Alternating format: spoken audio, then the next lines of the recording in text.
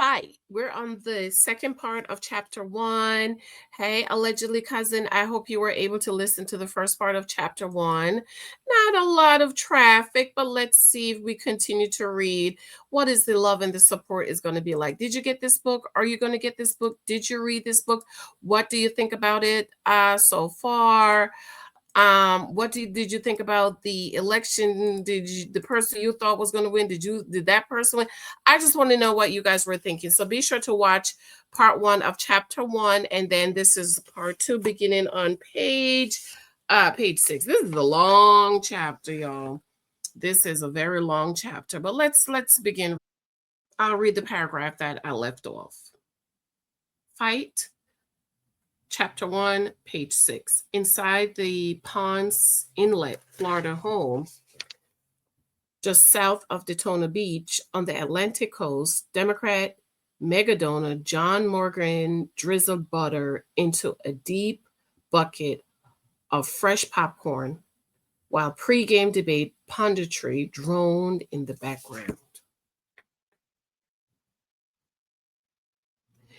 Feeling a thrill of excitement, the nation's most prominent personal injury lawyer treated himself by pouring a full calorie Coke over ice. Biden's going to mop the floor with Trump, he thought, popping a few kernels into his mouth as CNN co-moderators Jake Tapper and Dana Bash appeared on his screen to introduce the candidates.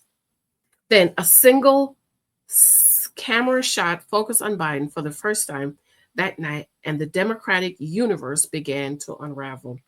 His face is so pallid, Pelosi thought. Biden, his hair wispy and white, walked gingerly toward his lectern, waving at an imaginary audience. Pelosi's concern grew. He looks uncertain.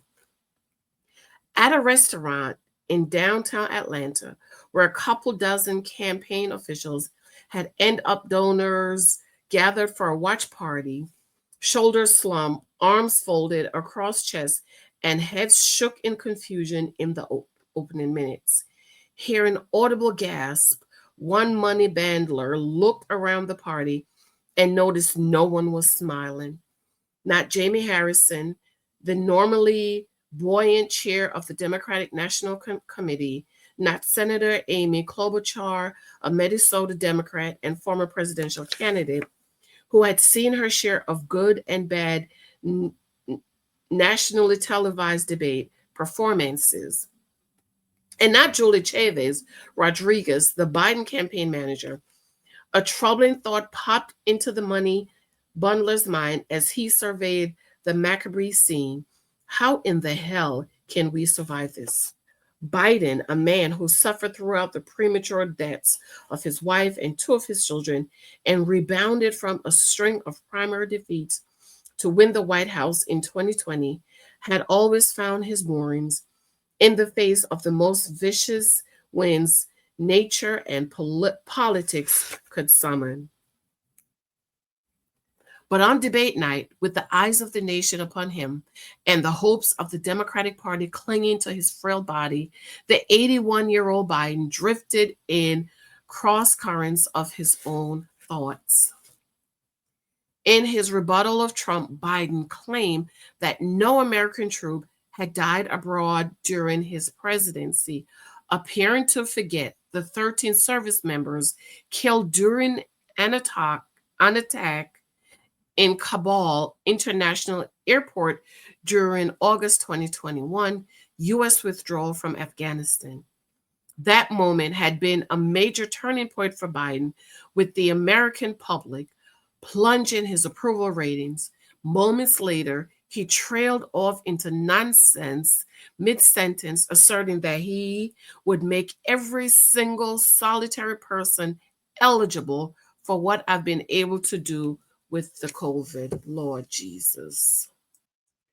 Biden knew that didn't sound right. He cut himself off. His lids covered his eyes as he looked down to the lectern in front of him. He searched inside for an answer. As Biden paused in silence, millions of Democrats' hearts stopped. They stared at the expressionless face pale with horror show makeup.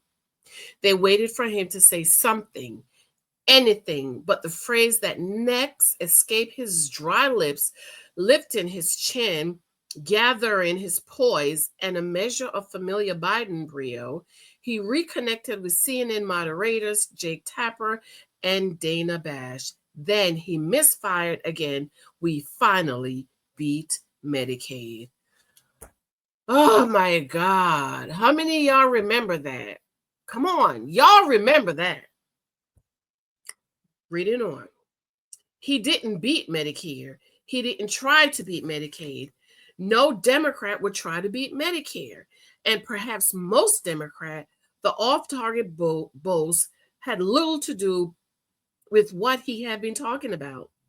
Biden meant that he had outmaneuvered PHRMA, the drug lobby, to lower prescription prices for some seniors.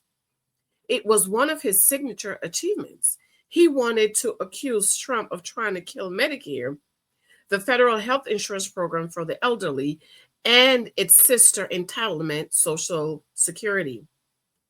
On one level, Biden handed Trump a debate night gift. Well, he's right. He did beat Medicaid, Trump replied, mistakenly referring to the third major entitlement, the health insurance program for the poor and disabled. He beat it to death, and he's destroying Medicare because all these people are coming in. They're putting them on Medicare. They're putting them on Social Security. They're going to destroy Social Security. On a much deeper level, Biden altered the course of the 2024 election in a profound and permanent manner. In that moment, and in a cavalcade of stumbles that night, he showed voters that his faculties were diminished. It was impossible to unsee the president, the leader of the free world, and the master of a nuclear arsenal, bereft of coherent thought. Biden's slow gait, wan complexion, and hoarse whisper of a voice completed the portrait of lifelessness. For 4 years, since they ran against each other, the first time Trump had claimed that Biden was enfeebled both physically and mentally and incapable of running the country. Now Trump looked like the truth teller, at least on that score. Wow. Reading on. Trump couldn't believe it. It took him some time to adjust to the idea that he had been right about Biden. His attacks went unanswered. Biden absorbed blows and didn't punch back. How do I keep hitting him without coming off as an asshole? Trump thought. And if I stop hitting him, will viewers lose interest? He suddenly became acutely aware of the optics of bullying a sitting president of the United States. He could go too far. They all think I'm going to go off the rails, Trump thought. Instead, he drew back. An odd note that sounded almost like sympathy touched Trump's voice after Biden spit forth word salad during an answer about border security. I really don't know what he said at the end of that sentence, Trump said. I don't think he knows what he said either. In a nearby hold room, senior Trump advisors Susie Wiles, Jason Miller, and Stephen Miller sat speechless. Coming into the debate, they had worried that Trump was not taking his information prep session seriously enough and that Biden might exceed a low bar of expectation. This was too good to be true. Holy sugar honey iced tea, thought Wiles, who seldom let profanity slip through her lips. Back in Washington, Pelosi's phone exploded. Messages from alarmed Democrats poured in. She shot a text to Morgan, the donor in Florida. What are you seeing? What are you thinking? This is a natural disaster playing out before our very eyes, wrote Morgan, who could be counted among Biden's staunchest loyalists. His phone pinged. It was Pelosi again. John Morgan says, this is a disaster. The text was a mistake. She had intended to send it to her husband. Life was suddenly moving very fast for everyone but Biden, whose brutal night continued to unfold in ruthlessly slow motion. Even as recently as 2020 election, Biden had been capable of responding rapidly on a debate stage.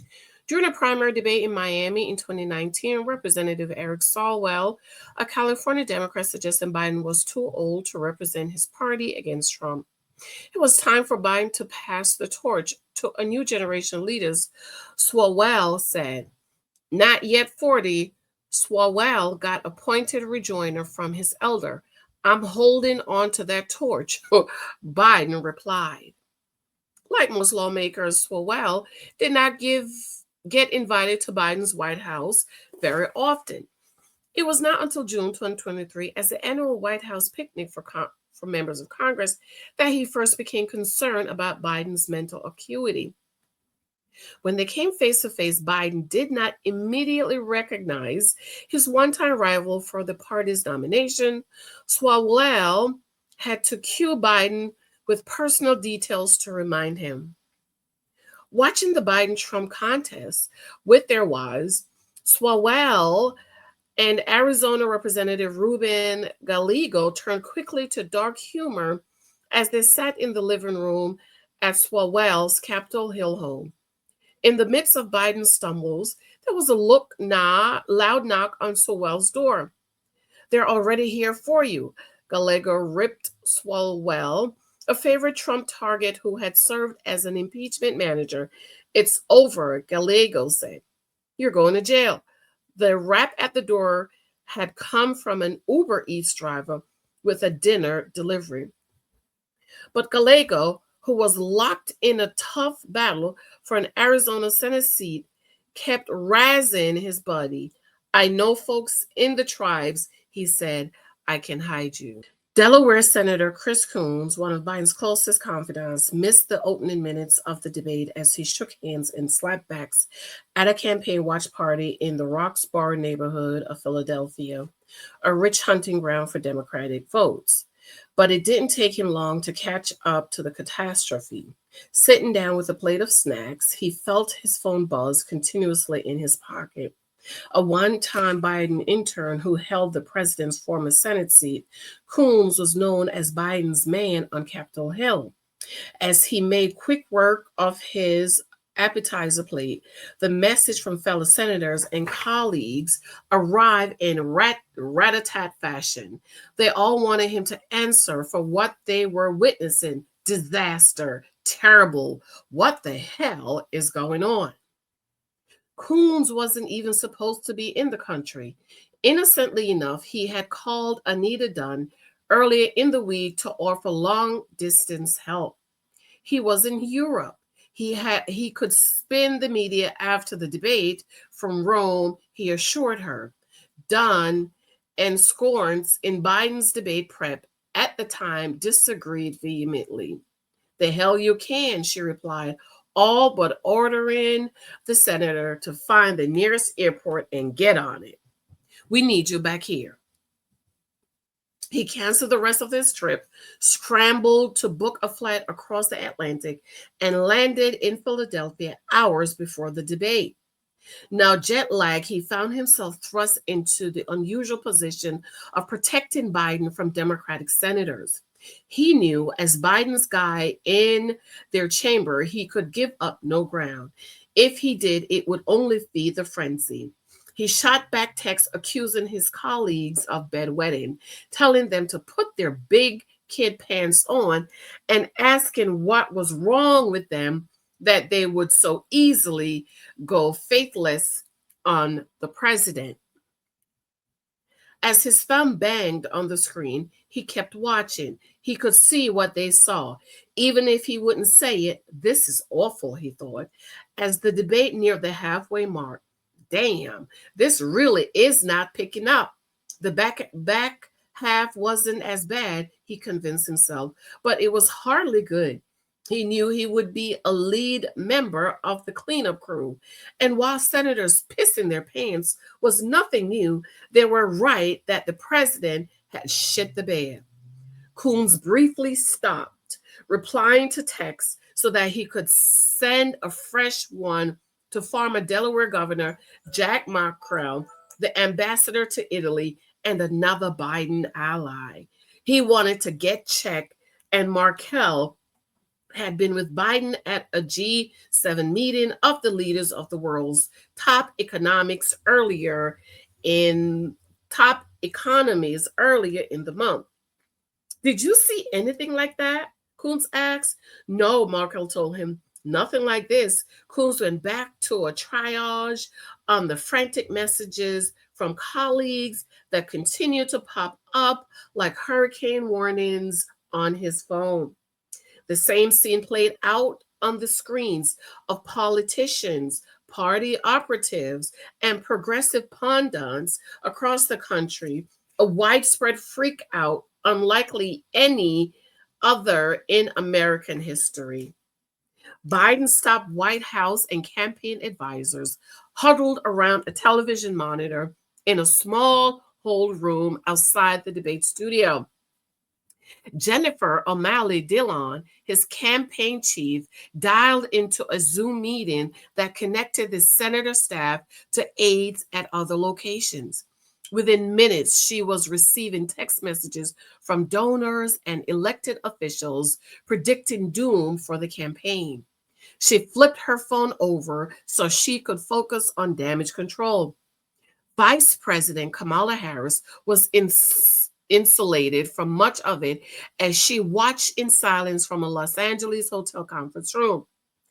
As a security measure and a godsend to staff, Harris' cell phone could not receive text messages, but she did not need color commentary to analyze the blow-by-blow takedown. Harris had blindsided a more alert Biden in 2019 during the same primary debate in which Swalwell had told him to pass the torch.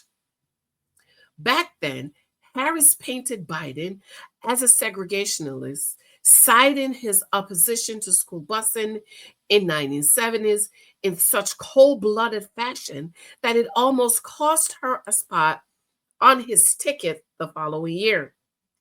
Jill Biden had never gotten over the attack on her husband on the raw ambition she saw behind it. But Joe Biden had looked past that moment to pick Harris and ultimately put her on one heartbeat away from the most powerful job on earth. That was the root of her fealty to Biden, a degree of loyalty uncommon for politicians at her level. In her mind, he had earned it. Even when Washington's chattering classes were cruel to her, Biden was kind.